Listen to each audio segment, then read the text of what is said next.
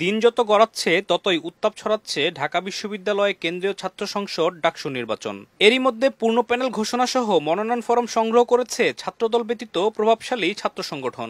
সোমবার রাতে বিশ্ববিদ্যালয় থেকে নির্বাচনের মনোনয়ন সংগ্রহ ও জমার তারিখ একদিন করে বাড়ানোর ঘোষণা দেয় চিফ রিটার্নিং অফিসার। এরই প্রেক্ষিতে মঙ্গলবার সকাল থেকেই ডাকসুর নির্বাচনী কার্যালয়ে ভিড় করে শিক্ষার্থীরা। মনোনয়ন সংগ্রহের সময় বৃদ্ধিকে সাধুবাদ জানিয়েছে সাধারণ শিক্ষার্থীরা। বলেন, সকল শিক্ষার্থীর ভোটাধিকার নিশ্চিতে আন্তরিক বিশ্ববিদ্যালয় প্রশাসন। নির্বাচনে জয়ী হলে পাশে থাকবেন সাধারণ শিক্ষার্থীদের। গণঅভ্যুত্থানের পর একটা ফ্রি অ্যান্ড ফেয়ার ইলেকশনের একটা সুযোগ আমরা পাচ্ছি।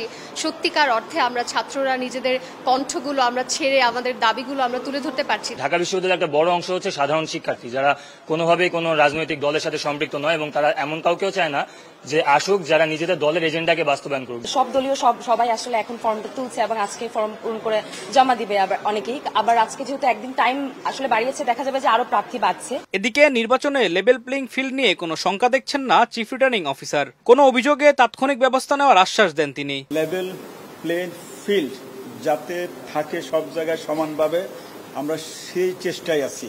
যেখানে আমরা অভিযোগ শুনতেছি সেখানে আমাদের টিম কাজ করতেছে যাতে দ্রুত এটাকে প্রশমিত করা যায়। আজ নতুন করে দুপুর 1টা পর্যন্ত কেন্দ্রীয় সংসদে 21 জন প্রার্থী মনোনয়ন সংগ্রহ করেছে বলে জানিয়েছেন তিনি।